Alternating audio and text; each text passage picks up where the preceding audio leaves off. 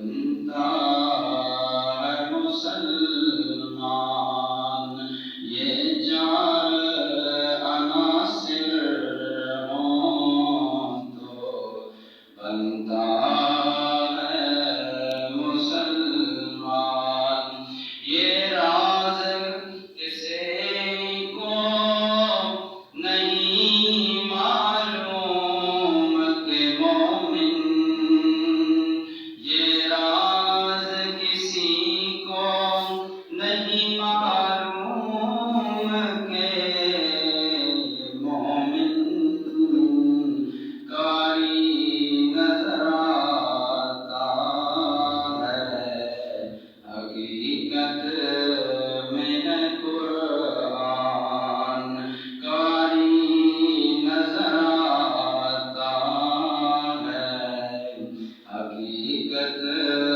میں قرآن ہر لازم مومن کی نئی شان نئی آن گفتار میں کردار میں ہے اللہ کی برہان۔ اللہ تعالیٰ کے حمد و ثنا کے بعد حضور اکرم نور مجسم شفیع المذنبین رحمۃ للعالمین سرور العالمین حضور سرور کائنات مفخر موجودات روح کائنات جان کائنات بلکہ اصل کائنات حضرت احمد مجتبیٰ جناب محمد مصطفیٰ صلی اللہ تعالیٰ علیہ وآلہ وسلم کی بارگاہ اقدس میں ہدیہ درود و سلام پیش کرنے کے بعد انتہائی عزت و تکریم کے لائق میرے بزرگوں دوستوں نوجوان ساتھیوں مسلمان بھائیوں اللہ تعالیٰ کی لارائے اور بیعت کتاب قرآن مجید فرقان حمید کی ایک آیہ بینہ آپ لوگوں کے سامنے تلاوت کرنے کا شرف حاصل کیا۔ دعا ہے اللہ کریم ان آیات کی روشنی میں حق سچ بیان کرنے کی سننے سنانے کے بعد ہم سب کو عمل پیرا ہونے کی توفیق عطا فرمائے۔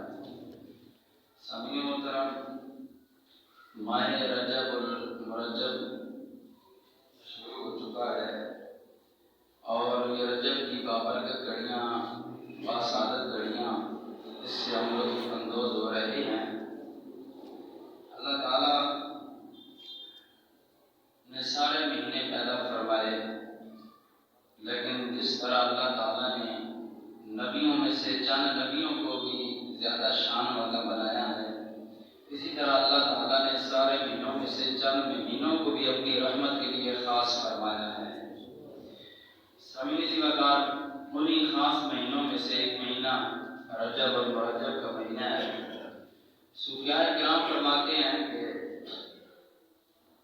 رجب شعبان اور رمضان یہ تینوں مہینے اکٹھے اور رجب اسلامی مہینوں میں سے 7ویں نمبر پر ہے یعنی 7واں مہینہ ہے اسلامی سال کا یہ 7واں مہینہ شعبان 8واں اور رمضان 9واں مہینہ۔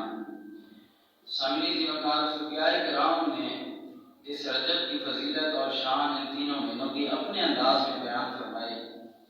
بزرگان دین صوفیاء کرام فرماتے ہیں کہ رجب شعبان اور رمضان کی مثال اس طرح ہے کہ رجب جو ہے اس میں اللہ کی رحمت کی ٹھنڈی ہوائیں چلتی ہیں اور شعبان میں اللہ تعالیٰ کی رحمتوں کے بادل چھا جاتے ہیں اور رمضان میں اللہ تعالیٰ کی رحمتیں خوب برسنی شروع ہو جاتی ہیں۔ بارش کا بھی یہی ماحول ہوتا ہے کہ پہلے ہوائیں چلتی ہیں ٹھنڈی پھر کالے بادل آتے ہیں آسمان پر اور پھر اس کے بعد بارش ہوتی ہے۔ صوفیاء کرام فرماتے ہیں 3 مہینوں کی نشان اسی طرح ہی ہے کہ رجب میں اللہ تعالیٰ کی رحمتوں کی ٹھنڈی ہوائیں چلنا شروع ہو جاتی ہیں اور شعبان المعظم کے مہینے میں اللہ کی رحمتوں کے بادل مخلوق خدا پر چھا جاتے ہیں اور رمضان میں برسنا شروع ہو جاتے ہیں۔ ان 3 مہینوں کی بڑی عظمت اور فضیلت اور شان نبی کریم علیہ السلام کی حدیث طیبہ میں یہ موجود ہے کہ جس نے رجب کا ایک روزہ رکھا اس نے گویا پورے جو اس کے مہینے کے گناہ ہیں ایک مہینے کے گناہوں کا کفارہ اللہ تعالیٰ بنا دیتا ہے۔ ایک روزے کو ایک مہینے کے گناہوں کا کفارہ بنا دیتا ہے۔ ایک روایت میں یہ ہے کہ جو بندہ رجب کے ایک دن کا روزہ رکھے گا اللہ تعالیٰ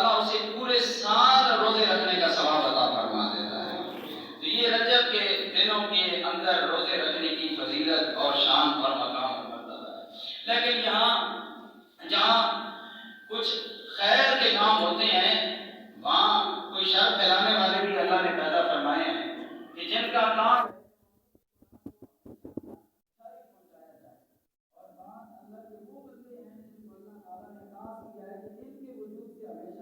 مخلوق خدا کو اللہ خیر ہی عطا فرماتا ہے اور اللہ تعالیٰ کو خیر ہی پسند ہے.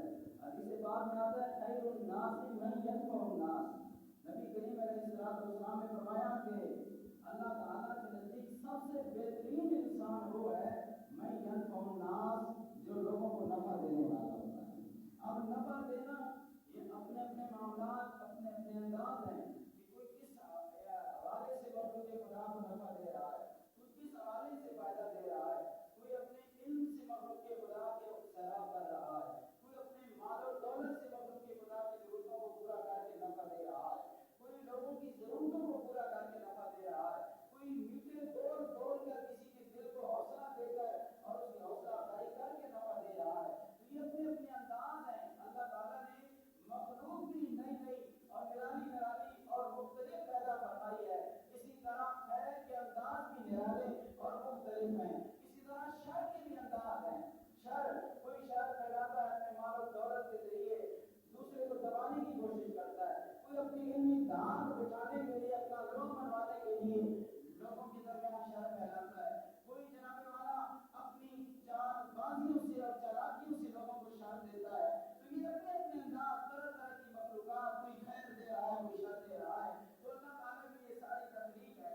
تو سامعین سی بات عرض کرنے کا مقصد یہ ہے ان احادیث طیبہ ہم تو فضیلت کے حوالے سے یہ سنتے ہیں اور اپنے نور ایمان میں مزید اضافہ کرتے ہیں, اپنے ایمان کو روشن کرتے ہیں. لیکن یہیں پر اسی معاشرے میں چند لوگ ایسے بھی ہیں, اس زمانے میں چند لوگ ایسے بھی ہیں جو ان احادیث کا انکار کر دیتے ہیں. کہتے ہیں چھوڑو جی کوئی رجب کے روزے وغیرہ نہیں ہیں, کوئی شعبان کے روزے وغیرہ نہیں ہیں, یہ ضعیف حدیثیں ہیں, حدیثیں مستند نہیں ہیں. میں نے کہا ضعیف حدیث ہونا کسی عمل کو ریجیکٹ کرنے کے لیے کافی نہیں ہے, بلکہ یہ مسلمہ اصول حدیث ہے.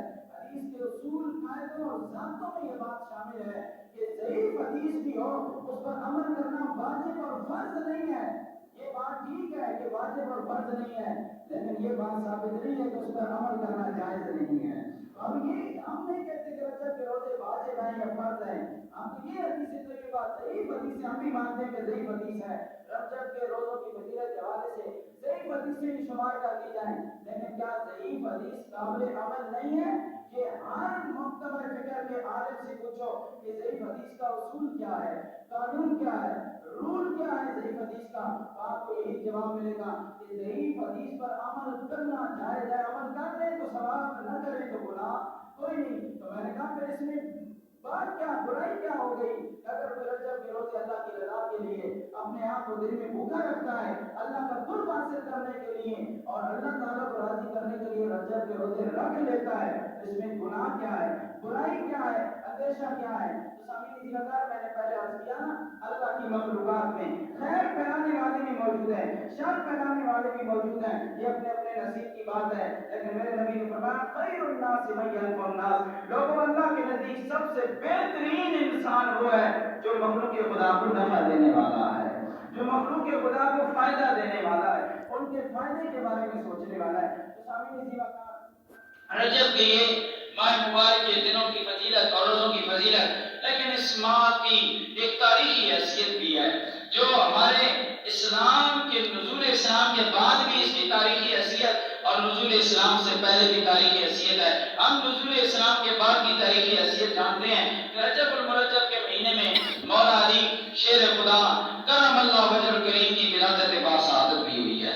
اس حوالے سے بھی یہ بڑا بابرکت مہینہ ہے. اور دوسرا اس میں بے شمار اولیاء, صوفیاء, بزرگان دین کے عرس بھی ہیں, ان کا وصال بھی ہے.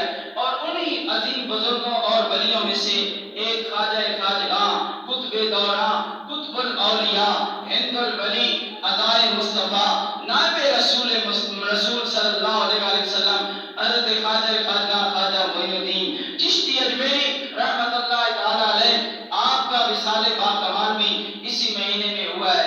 تو آج آپ کی شخصیت اور آپ کی ذات کو خراج عقیدت پیش کرنے کے لیے میں چند جملے آپ کی بارگاہ میں پیش کروں گا.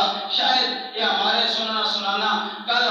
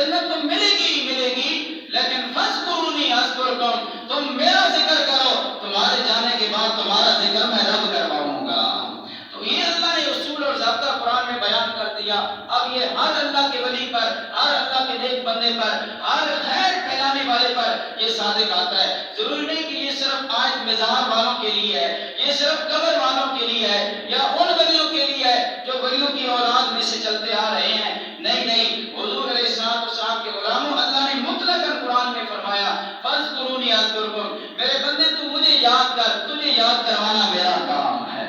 تو آج بھی وہ لوگ جن کے بظاہر مزاج تو نہیں ہے لیکن انہوں نے اپنی زندگیاں اللہ رسول کے لیے وقف کی، اللہ رسول کی رضا کے لیے گزاری، آج بھی ان کے نام زندہ ہیں، آج بھی مخلوق خدا کو خیر پہنچانے والے زندہ ہیں۔ علامہ اقبال بظاہر تو اتنے بڑے مولوی نہیں تھے، بظاہر حافظ قرآن بھی نہیں تھے، بظاہر کسی ولی کی اولاد میں سے، کسی پیر فقیر کی اولاد میں سے بھی نہیں تھے، لیکن انہوں نے اللہ کے ساتھ یاری لگائی تو علامہ اقبال کا سارے جہان میں ذکر ہو رہا ہے۔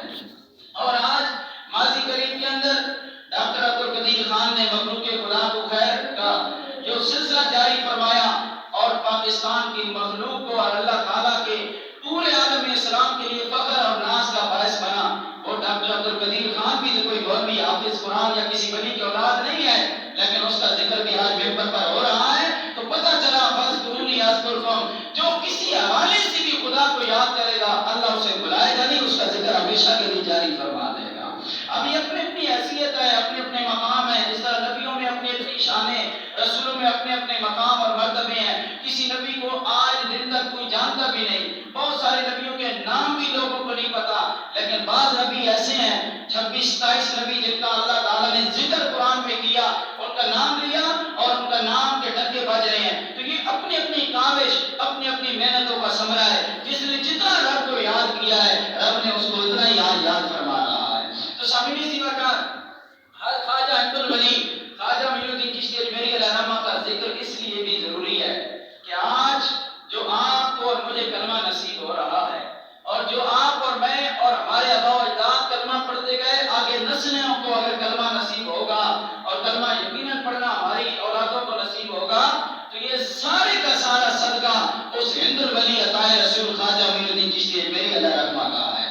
ورنہ اس برِ صغیر کی دھرتی پر کہاں کلمہ، ہر طرف ہندوستان ہی آباد تھا، ہر طرف ہندو ہی ہندو آباد تھا، کوئی اللہ کا نام لیوا نہ تھا۔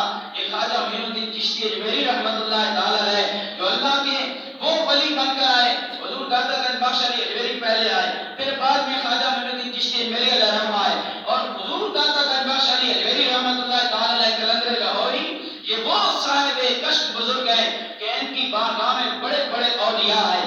برِ صغیر میں اس وقت تک کوئی ولی اپنی ولایت کا نور نہیں چمکا سکتا جب تک داتا علی اجمیری کے قدموں میں حاضری نہیں دے لیتا۔ یہ اتنے بڑے اللہ تعالیٰ کے ولی، حضور غوث پاک سے بھی پہلے حضور داتا گنج بخش علی اجمیری رحمۃ اللہ تعالی علیہ۔ آج دیکھو نا، رات کے پچھلے پہر 2 بجے جاؤ، 3 بجے جاؤ، 1 بجے جاؤ، پوری رات کے کسی لمحے میں جاؤ لاہور کے اندر داتا دربار پر، ہر وقت اللہ تعالیٰ کے قرآن کی تلاوت ہو رہی ہے، ہر وقت اللہ تعالیٰ کا ذکر ہو رہا ہے۔ تو فاذکرونی اذکرکم، اللہ نے فرمایا تم میرا ذکر کر تو صحیح ہے میرے بندے، پھر میں تیرا ذکر کیسے کرواؤں گا کہ ہر وقت قرآن کی تلاوت سے آباد ہے وہ مزار اقدس حضور داتا علی اجمیری رحمۃ اللہ تعالی علیہ۔ خواجہ معین الدین چشتی اجمیری رحمۃ اللہ تعالی علیہ خوب باکمال شخصیت ہے، چشتیہ سلسلے کی پانی اور بنیاد رکھنے والے۔ برِ صغیر میں خواجہ معین الدین چشتی اجمیری علیہ رحمہ نجیب الطرفین سید تھے۔ داتا علی اجمیری علیہ رحمہ صرف اپنے باپ کی طرف سے سید تھے، آپ کی ماں سیدہ نہیں تھی، لیکن خواجہ معین الدین چشتی اجمیری اجمیر شریف انڈیا کے اندر آپ کا مزار اقدس ہے، وہ خواجہ معین الدین چشتی اجمیری علیہ رحمہ حضور غوث پاک عبد القادر جیلانی علیہ رحمہ کی طرح حسنی حسینی سید تھے۔ آپ کی والدہ امام حسین کی اولاد سے تھی اور آپ کے والد گرامی امام حسن کی اولاد سے تھے۔ تو سید، سچے اور سچے سید خواجہ معین الدین چشتی اجمیری، نام تھا آپ کا معین الدین، آپ کے والد گرامی کا نام تھا غیاث الدین، آپ کے بیٹوں کا نام تھا حسام الدین۔ اب دیکھیں دین کو نہیں چھوڑا۔ آج لوگ ہمیں سکھاتے ہیں کہ یہ بابوں والا دین لوگ بریلوی لے کر پھر رہے ہیں۔ میں نے کہا تمہیں کتابوں والا دین مبارک ہو، کتابوں والا دین گمراہ کر سکتا ہے لیکن بابوں والا دین کبھی گمراہ نہیں کر سکتا ہے۔ ہمارے بزرگان دین نے تو اپنے ناموں میں بھی دین کو نہیں چھوڑا، اپنے ناموں میں بھی دین کو شامل کیا۔ آپ کے والد گرامی کا نام غیاث الدین، آپ کا اپنا نام معین الدین، بیٹوں کا نام حسام الدین، کرام الدین، اور پھر جو خلیفہ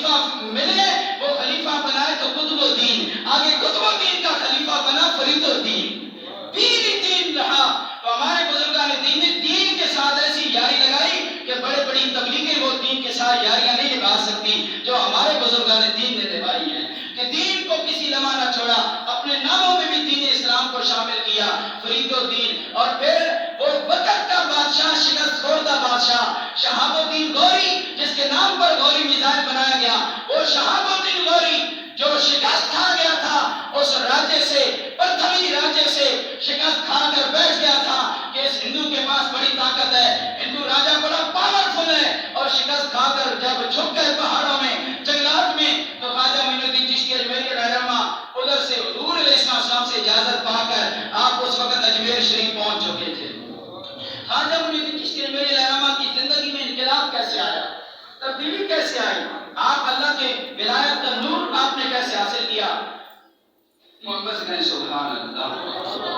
خواجہ معین الدین چشتی اجمیری رحمۃ اللہ تعالی نے بچپن میں آپ کے والد گرامی کا سایہ آپ کے سر سے اٹھ گیا، پھر 15 سال کی عمر میں آپ کی والدہ محترمہ ہر وقت والد کی یاد میں رویا کرتے تھے، ہر وقت والد کی یاد میں روتے کہ میرا باپ مجھے بچپن میں چھوڑ گیا، اور اسی طرح روتے تو آپ کی ماں بڑی سیدہ تھی، سیدزادی تھی، تربیت یافتہ تھی، اللہ کی نیک بندی تھی، وہ کہنے لگی معین الدین یہ زندگی کا سفر ہے، ایک دنیا کا بھی تو سفر کرتا رہتا ہے، کبھی سفر بندے کو اکیلا بھی کرنا پڑتا ہے، معین الدین یہ زندگی کا سفر بھی باپ کے بغیر اکیلا کرنا سیکھ لے، حوصلے دیے، صبر و استقامت کا پہاڑ بنایا ماں نے کہا اگر تو اپنے باپ کو خوش کرنا چاہتا ہے تو دین اسلام کی تعلیم حاصل کر تاکہ تیرے باپ کی روح قبر میں تجھ پر راضی ہو جائے۔ یہ مائیں تھیں، آج کاش ہمیں یہ مائیں دوبارہ نصیب ہو جائیں، آج یہ معاشرے کو زیادہ، تھوڑی مائیں ہیں زیادہ نصیب ہو جائیں، تھوڑی ہیں تبھی دین اسلام کا نظام چل رہا ہے، وہ چند مائیں ابھی بھی باقی ہیں جو اپنے بچوں کو دین اسلام کی تعلیمات کی طرف راغب، لیکن وہ مائیں کیا ترقی کریں گی، اپنے بچوں کو کیا سکھائیں گی، جو صبح سکول کے لیے تو اچھا یونیفارم بھی استری کر کے بچے کو پہنائیں، اس کا چہرہ بھی صاف کریں، کریم پاؤڈر بھی لگائیں، نہلا دھلا کے اسے اسکول تو بھیجیں، لیکن مسجد میں پڑھنے کے لیے، مدرسے میں پڑھنے کے لیے اس کے ہونٹوں سے بھی نیچے اس کی رطوبت ناک سے نکل رہی ہو اور میلے کچیلے کپڑے پہنا کر مسجد میں بھیج رہی ہوں، یہ ماؤں کا معیار ہو تو پھر بچے جناب معین الدین نہیں پیدا ہوتے، پھر ماؤں کے بچے کچھ اور ہی بنتے ہیں، اس لیے ہمیں یہ معیار، یہ میں ساتھ اصلاح اس لیے کر رہا ہوں کہ ماں کا بڑا کردار ہوتا ہے اولاد کے سنورنے میں، اولاد کے اندر نکھار پیدا کرنے میں ماں کا بڑا کردار ہوتا ہے، تو معین الدین چشتی اجمیری رحمہ کی بھی سیدزادی ماں نے آپ کو جناب والا تربیت دی، کہا بیٹے باپ دنیا سے چلا گیا، سب نے جانا ہے، صبر و استقامت کا پہاڑ بن، صبر کر، کیونکہ باپ کیا آپ کو بتاؤں کہ باپ کیا ہے، باپ کی شان کیا ہے، وہ کسی انگریز سے نا، کسی نے ایک دن انگریز اپنے بیٹے کو ملنے کے لیے گیا تو شاید یہ پہلے میں نے بات کہیں سنائی، تو بیٹے کو ملنے کے لیے گیا تو بیٹا بڑی فیکٹریوں کا مالک بن گیا، بڑا اثر و رسوخ اور مالدار بن گیا، جب باپ اس کو ملنے کے لیے گیا اس کے دفتر میں تو جا کر بیٹھا تو چائے پی رہے ہیں باپ بیٹا، اب یہ انگریز ہے مسلمان کی بات نہیں سنا رہا، انگریز باپ بیٹا، وہ امیر زیادہ بیٹا جب دفتر میں بیٹھا باپ کو چائے پلائی اور اٹھ کر کھڑکی کے پاس کھڑے ہو گئے اور اوپر دفتر تھا بلندی پر اور پورا اپنا رقبہ دیکھنے لگا، فیکٹری کا معائنہ کرنے لگا، تو باپ نے بیٹے کے کندھے پر ہاتھ رکھ کر کہا بیٹا اس سوال کا جواب دے، وہ کہنے لگا امیر بیٹا، کہنے لگا باپ، بیٹے کا ابا جان بتاؤ کیا سوال ہے، تو باپ نے کہا کہ بتا تیری نظروں میں اس وقت سب سے عظیم ترین انسان کون ہے، تو بیٹے نے کہا کہ سب سے عظیم ترین انسان میں خود ہوں، باپ پریشان ہو گیا، یہ میں نے سوچا تھا کہ یہ کہے گا کہ سب سے عظیم ترین انسان میری نظروں میں میرا باپ تو ہے، لیکن یہ تو کہہ رہا ہے کہ سب سے عظیم ترین انسان میں ہوں، باپ نے ہاتھ اٹھایا کندھے سے نیچے رکھا ہاتھ اور جا کے کرسی پر بیٹھ گیا، جب بیٹے نے دیکھا باپ کو پریشان کیا، بجانا پریشان ہو گیا، بات کیا ہے، جب تک آپ پوچھتے اور ابھی پریشان ہو گئے، کہا میں نے تجھے ایک سوال کیا ہے، تو نے اس کا جواب نہیں دیا، کہا کیا سوال، دوبارہ سوال کریں، کہا میں نے سوال کیا کہ تیری نظر میں سب سے عظیم ترین انسان کون ہے، تو وہ بیٹا کہنے لگا یہ بھی کوئی ابا جان پوچھنے والی بات ہے، کہا بتا نا کون ہے، تو کہنے لگا میری نظر میں سب سے عظیم ترین انسان میرا باپ ہے، باپ بڑا حیرانگی دینے لگا، بڑا عجیب انسان ہے، چنگا تو منافق آدمی ہے، ایک لمحے میں تو نے اپنے سوال کا جواب تبدیل کر لیا، پہلے بھی میں نے سوال یہی کیا تھا کہ تیری نظر میں عظیم ترین انسان کون ہے، پہلے تو نے جواب دیا کہ میں خود ہوں، اب دوسری مرتبہ جواب تم دے رہا ہے کہ میں ہوں،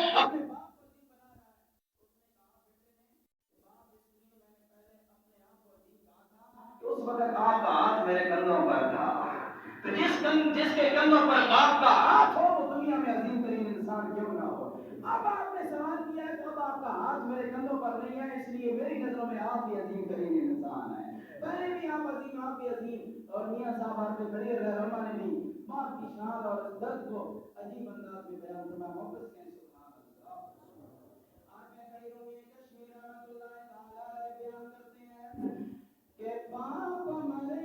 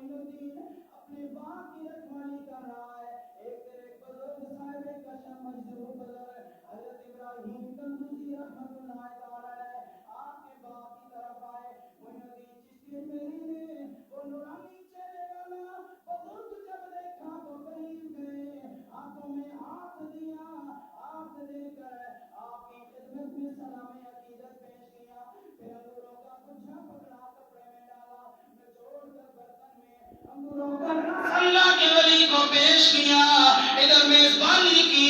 وہ مجذوب بزرگ بڑے خوش ہوئے، اٹھنے لگے. معین الدین ہاتھ باندھ کے ادب سے کھڑے ہیں، احترام سے کھڑے ہیں. اس وقت کے نوجوانوں کے اندر یہ ادب تھا، یہ احترام تھا. آج تو زبانیں 1.5 فٹ لمبی ہو گئی ہیں، نہ بڑا نظر آتا ہے نہ چھوٹا نظر آتا ہے، نہ بڑے کی تمیز نہ چھوٹے کی تمیز نہیں ہے. اتنا ہمارا معاشرہ بگڑ گیا ہے. لیکن لوگ جو ادب کیا کرتے تھے وہ پھر کیا پایا کرتے تھے؟ سنو کیا پایا کرتے تھے. معین الدین ہاتھ باندھ کے کھڑے ہیں، بزرگ چلنے لگے. آپ نے کہا معین الدین تو نے انگوروں کا رس ہمیں پلایا ہے، ہمارے پاس کچھ نہیں ہے. وہ جیب سے خشک روٹی کا ایک ٹکڑا نکالا، اس ٹکڑے کو اپنے منہ میں بزرگوں نے ڈالا. جب منہ میں ڈالا نکال کر چبا کر کہا معین الدین اسے کھا لے، تو نے ہماری میزبانی انگوروں کے رس سے کیا ہے، ہمارے پاس یہ روٹی کا ٹکڑا ہے، کھا لے. معین الدین نے جب وہ روٹی کا ٹکڑا جو اللہ کے بڑی سی زبان سے نکلا تھا جب اپنے منہ میں ڈالا، الگ سے نیچے اترنے کی دیر تھی، ولایت کے نور سے سینہ چمک گیا. یہ تھے معین الدین چشتی میری علامہ. بس دل کی دنیا بدل گئی. سب کو چھوڑ چھاڑا، باپ کو بیچا، غریبوں میں صدقہ کیا، سب کو چھوڑ چھاڑ کے علم دین کے اصول کے لیے بخارا سمرقند کی طرف روانہ ہو گئے. پھر وہاں علوم ظاہری باطنیہ حاصل کیے. یہ یاد رکھیں جس بھی بزرگ کی آپ تاریخ پڑھیں تو انہوں نے سب سے پہلے علوم باطنیہ اور ظاہریہ حاصل کیے ہیں. آج لوگ کہتے ہیں جی ولی پیر صرف تسبیحاں پھرول لے اور طرح طرح کے رنگ برنگے کپڑے پہن لے، بڑے بڑے بال رکھ لے تو بس یہی پہنچی ہوئی سرکار ہے. پتہ نہیں یہ کہاں پہنچی ہوئی سرکار ہوتی ہیں. ہم نے جن سرکاروں کو پڑھا ہے ان سرکاروں نے تو پہلے دین کو پڑھا ہے، انہوں نے تو پہلے دین اسلام کی تعلیمات حاصل کی ہیں، پھر چلوں کی طرف گئے، پھر جناب طریقت کی راہ پر چلے. پہلے شریعت کو پکڑا پھر طریقت کی راہ پر چلے. اور مولانا روم فرماتے ہیں جو شریعت کو چھوڑ کر طریقت اپناتا ہے اور چلے وغیرہ کاٹتا ہے وہ گمراہ ہے، دجال ہے، وہ ولی نہیں ہو سکتا. یہ کون کہہ رہا ہے؟ وقت کا ولی جلال الدین رومی، روم کا بادشاہ، ترکی کے اندر رہنے والا مولانا روم، جس کی مثنوی شریف کتاب پڑھ کے لوگ ولایت کے نور سے آباد ہو جاتے ہیں.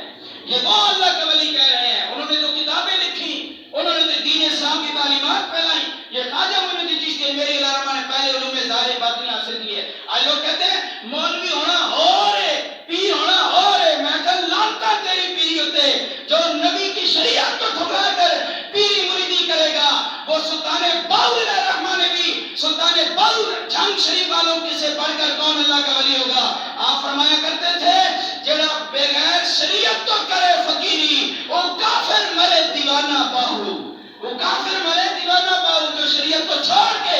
رسیاں صرف پکڑ کے لوگوں کو گمراہ کرے گا، وہ گمراہ ہو سکتا ہے، پیر نہیں ہو سکتا، ولی نہیں ہو سکتا۔ یہ کون لوگ کہہ رہے ہیں جو خود ولایت کے تاجدار تھے؟ سلطان باہو رحمہ فرمایا جو بغیر علم و بات جو کرے فقیری، کافر مرے دیوانہ ہو۔ آج لوگ کہتے ہیں جی مولوی ہونا ہو رہے اور پیر ہونا ہو رہے، میں کہا کوئی نہیں ہے دین، کوئی دین نہیں ہے، دین وہی ہے جس میں پہلے شریعت ہے پھر طریقت ہے۔ اور یہی خواجہ معین الدین چشتی اجمیری عطائے رسول نائب رسول خواجہ اجمیر کے بادشاہ سلطان الاولیاء نے یہی تعلیم دی۔ آپ نے سب سے پہلے سمرقند بخارا میں علم دین حاصل کیا، پھر اس کے بعد طریقت کی راہوں کو پر چلنے کے لیے عراق کی طرف گئے، کیونکہ اس وقت اس زمانے میں 536 ہجری میں جو ولیوں کا شہر کہلایا کرتا تھا، آج بھی ولیوں کا شہر وہی ہے، کیونکہ بغداد شریف حضور غوث پاک کا روزہ بھی عراق میں ہی ہے نا، وہاں ہی آج بھی ولیوں کا شہر اور ولیوں کا ہیڈ آف ڈپارٹمنٹ بغداد شریف ہی ہے، جہاں میرے غوث پیر عبد القادر جیلانی رحمہ اپنے فیوز و برکات سے دنیا کو مالا مال فرما رہے ہیں، دنیا کو مالا مال فرما رہے ہیں۔ جناب والا ایک مولوی صاحب تھے، یہ مشرف دور میں بڑے دھماکی ہوا کرتے تھے۔ ایک مولوی کہنے لگا ممبر پہ چڑھ کے، بڑی اس کی ویڈیو وائرل ہوئی تھی اس دور میں 2009 10 11 میں، اس وقت اتنا انٹرنیٹ عام نہیں ہوا تھا اور نہ اتنے کوئی ٹچ اسکرین والے موبائل کوئی آئے تھے۔ 2008 9 میں ایک مولوی صاحب ریکارڈنگ ہے، کہنے لگا جی دیکھو بغداد شریف میں امریکیوں نے حملہ کر دیا ہے اور وہاں دیکھو جی حضور غوث پاک کا روزہ جو ہے وہ ٹوٹ گیا ہے، دیکھو جو عبد القادر جیلانی تم کہتے ہو غوث العظم ہے، جو اپنے روزے کو نہیں بچا سکا وہ تمہیں کیسے بچا سکتا ہے غوث پاک کو ماننے والوں؟ میں نے کہا مولوی تینوں ہی رب ضرور جواب دے گا۔ چند دن گزرے اسی مولوی کی مسجد میں دھماکہ ہوا، میں نے کہا مولوی بتا تو غوث پاک کے خلاف بھونکا کرتا تھا، رب نے تجھے بھی فوراً پکڑ لیا۔ ولیوں کے خلاف نہ بھونکنے دیتے ہیں اور نہ بولنے دیتے ہیں، لیکن جو ولایت کے روپ میں دو نمبری پھیلا رہے ہیں ان کا آپریشن بھی ہم ضرور کریں گے، جو ہمارے مسلک کی بدنامی کا باعث بن رہے ہیں۔ تو ولی کون تھے؟ حضور غوث پاک۔ میں نے کہا اس کا جواب یہ بھی ہے، پتہ اللہ کا گھر ہے مسجد کی نہیں ہے، تو میں نے کہا مسجدوں میں کتنی مسجدیں برباد ہوئی مشرف دور میں اور بعد میں بھی ہوتی رہی، زرداری دور میں بھی کتنے دھماکے مسجدوں میں ہوتے رہے، مزاروں پر ہوتے رہے۔ میں نے کہا مزار تو چلو ولیوں کے مزار ہو گئے، مسجدیں کس کی ہیں؟ کہ یہ اللہ کا گھر ہے۔ میں نے کہا پھر بتا جو اعتراض اللہ کے ولیوں پر کر رہا ہے یہ اعتراض تو خدا پر بھی بنتا ہے کہ اللہ تعالیٰ پھر نعوذ باللہ پھر قدرت نہیں ہے کہ اپنے گھر کو نہیں بچا سکا دھماکوں سے، یہ تو پھر اعتراض اللہ پر بھی بن جائے گا۔ کوئی ہوش کی ناخن دو جو، اور یہ تو بات ہونی ہے کیونکہ اللہ کے نبی نے 14 صدیاں پہلے بتا دی تھی من عاد لی ولیا فقد آذنتہ بالحرب، جو میرے کسی ولی سے دشمنی کرے گا میں خدا اعلان کرتا ہوں اسے میں جنگ کا اعلان کر رہا ہوں۔ جب ولی نے دشمن بن گیا خدا نے دشمن آٹومیٹکلی بن گیا۔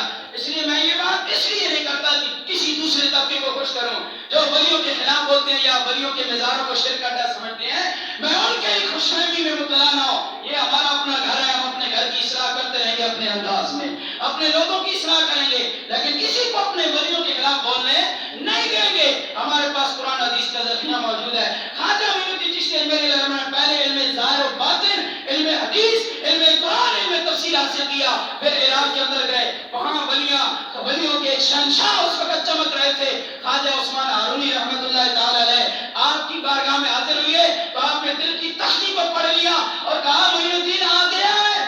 تو معین الدین حیران ہوئے کہ نہ کوئی انٹرنیٹ کا دور، نہ کوئی پیغام رسانی کا، نہ ڈاک خانے کا کوئی دور، ان کو کیسے پتہ چل گیا کہ میرا نام معین الدین ہے اور میں فلاں جگہ سے آ رہا ہوں؟ کہا معین الدین آ گیا ہے۔ ہزاروں مریدوں میں بیٹھے ہوئے ایک کو بلا لیا، معین الدین آگے قدموں میں جا گرے، کہا حضور آ گیا ہوں، جس کی تلاش تھی وہ مل گیا ہے، وہ رازدار مل گیا ہے جو دلوں کے راز جاننے والا ہے۔ اس لیے حدیث بات میں آتا ہے نا کہ ولی علماء کے پاس بیٹھو تو زمانے کو کنٹرول کرو، زمانوں کو قابو میں رکھو، اور اللہ کے ولیوں کے پاس بیٹھو اپنے دل کو کنٹرول رکھا کرو، اپنے دل کو کنٹرول رکھو۔ کیوں؟ علماء کی گرفت زبانوں پر ہوتی ہے اور اولیاء کی گرفت دلوں پر ہوتی ہے، وہ دلوں کے اندر پیدا ہونے والے وسوسوں پر کنٹرول کر دیتے ہیں۔ حضرت شہاب الدین غوری نے کہ مزار پر ڈاکٹر عبدالقدیر خان نے جب مسجد تعمیر کروائی، پہلے مسجد نہیں تھی، ڈاکٹر عبدالقدیر خان نے تعمیر کروائی، کسی نے سوال کیا ڈاکٹر صاحب یہ کیا کیا، مسجد کیوں تعمیر کروائی؟ سرکاری پیسوں سے آپ نے مسجد تعمیر کروائی، مزار بھی بنوایا۔ شہاب الدین غوری تو کہا اس لیے کہ یہ وہ جرنیل تھا کہ دیکھو اللہ کے ولی معین الدین کا فیض یافتہ تھا، تو میں نے کہا جس کے پیر کی مزاج کے ساتھ مسجد ہے، اس کے مرید کے مزاج کے ساتھ بھی مسجد ہونی چاہیے۔ ہمارے ولیوں نے جہاں اپنے ڈیرے لگائے وہاں مسجد بنوائی، کیوں؟ پہلے اپنی طرف بلا کے پھر خدا کے ساتھ یاری لگوائی ہے۔ اس لیے علامہ اقبال ویسے تو نہیں بولا، انگلینڈ سے پڑھ کر برطانیہ سے پڑھ کر آئے تو علامہ اقبال کی زبان پھر بولی نا، کہا لوگوں جتنا مرضی ترقی یافتہ ہو جاؤ، جتنا مرضی انگریزوں کو کاپی کر لو، ترقی نہیں کر سکتے۔ علامہ اقبال ترقی کیسے کریں گے؟ فرمایا نگاہ ولی میں وہ تاثیر دیکھی، نگاہ ولی میں وہ تاثیر دیکھی، بدلتی ہزاروں کی تقدیر دیکھی۔ یہ اللہ کے ولی ہے جو تقدیروں کو تبدیل کر دیتی ہیں۔ مجھے چشتی اجمیری علامہ کے بیٹوں کو ایک استاد پڑھانے آتا تھا، ایک دن خواجہ صاحب نے فرمایا اپنے بیٹوں کو، بیٹا نے جو تمہارا استاد ہے نا تمہیں قرآن حدیث تو پڑھاتا ہے لیکن اس کے ماتھے پر کافر لکھا ہوا ہے، کافر لکھا ہوا ہے۔ 2-3 منٹ مجھے دے معذرت کے ساتھ، میں یہ بات کیونکہ آ گئی ہے اگلے جمعہ پر انشاءاللہ معراج کا موضوع ہوگا تو میں اسی پر کلوز کرنا چاہتا ہوں۔ 3 منٹ مجھے دیں۔ خواجہ معین الدین چشتی اجمیری علیہ الرحمہ نے بیٹوں کو کہا میرے بیٹو تمہارا استاد تمہیں قرآن حدیث تو پڑھاتا ہے لیکن یہ کافر مرے گا، میں نے لوح محفوظ کی تختی پر پڑھ لیا ہے کہ یہ کافر مرے گا۔ کہا اچھا، اب وہ شاگرد بھی کوئی آج کل کے شاگرد تو نہیں تھے، ایک ڈنڈا لگ جائے تو بدتمیز ہو جائیں، بے ادبیاں کریں، اور استاد کو نیٹ بھرا پڑا ہے کہ شاگرد کالج کے شاگرد، اسکول کے شاگرد استاد کو مار رہے ہیں۔ یہ زمانہ بھی آنا تھا، اور استاد تو دور کی بات آج کل اپنے ماں باپ کو لوگ مار رہے ہیں، لوگ ماں باپ کو مار رہے ہیں۔ اتنا بدتمیزی کا دور آ چکا ہے، اللہ تعالیٰ اس دور سے ہمیں پناہ عطا فرمائے۔ سمیلی جی وقت لوگوں کا یہ حال، تو یہ قصوروار آپ لوگ ہیں جو پہلے 2 لوگ تھے اپنے بچوں کو اولیاء کے قصے سنایا کرتے تھے، بزرگان دین کی باتیں بتایا کرتے تھے تو ان کی اولادوں کی تربیت ہوا کرتی تھی۔ آج وہ تربیت نہیں ہو رہی، آج وہ تربیت نہیں ہو رہی۔ وہ ابھی پچھلے دنوں میڈم نے مضمون شائع ہوا اخبار میں، کہنے لگی ایک میڈم سے بچے سے میڈم نے سوال کیا کہ تم کیا کیا بننا چاہتے ہو، اپنی اپنی مرضی لکھو۔ تو ایک بچے نے کاپی پر لکھا میں موبائل بننا چاہتا ہوں۔ اس نے کہا یہ کیا بات ہوئی؟ میڈم نے کہا بچے یہ کیا بات ہوئی؟ تو کہہ رہا ہے میں موبائل بننا چاہتا ہوں، تجھے اللہ نے انسان بنایا، مسلمانوں کے گھر میں پیدا کیا، تو کہہ رہا ہے میں موبائل بننا چاہتا ہوں۔ بچہ کہنے لگا اس لیے کہ میری امی کے پاس بھی موبائل ہے، ابے کے پاس بھی موبائل ہے، میں جب گھر جاتا ہوں امی اپنا موبائل کھولا ہونا، ابے اپنا موبائل کھولا ہونا، کاش میں بھی موبائل ہو گیا، میں نے امی کی توجہ ہو گیا۔ آج حالات یہ معاشرے کے ہیں، باتیں ہمیں سمجھانی دوسروں کو بڑی آتی ہیں، ہم علماء پر تو تنقید بڑے اچھے انداز سے کر لیتے ہیں، اپنے گھر کی فکر کر، گھر کو آگ لگ گئی گھر کے چراغ سے۔ معین الدین کے بچوں نے کہا حضور اگر یہ آپ نے دیکھ لیا ہے تو پھر ابا جان آپ تقدیر بھی تبدیل کروا دے تاکہ ہمارا پڑھانے والا استاد کافر ہو کر جہنم میں نہ جائے، جنت میں جائے۔ خواجہ معین الدین نے کہا تقدیر میں لکھا جا چکا ہے، بچوں کیا کریں، تیرے استاد نے کافر ہو کر مرنا ہے، تقدیر میں لکھا جا چکا ہے۔ تو اس وقت بچوں نے کہا رو کر اپنے باپ کے قدموں میں، خواجہ معین الدین کے قدموں میں گر پڑے، کہا ابا جان اگر ہم آپ کے بیٹے ہیں اور آپ اپنا بیٹا ہمیں سمجھتے ہیں، ہمارے استاد کو جہنم سے بچا لیجئے۔ خواجہ معین الدین چشتی میری ساری رات اللہ کی بارگاہ میں آوزاری کرتے رہے۔ جب صبح ہوئی نماز پڑھ کے بچے پھر اپنے باپ کی بارگاہ میں، کہا حضور ابا جان کیا ہوا؟ فرمایا بچوں مبارک ہو، ساری رات رویا ہوں تمہارے استاد کے لیے، اللہ نے تقدیر کو تبدیل کر کے تمہارے استاد کی قسمت کو سنوار دیا ہے۔ نگاہ ولی میں وہ تاثیر دیکھی، بدلتی ہزاروں کی تقدیر دیکھی۔ اللہ ہمیں ولیوں کی شان سمجھنے کی توفیق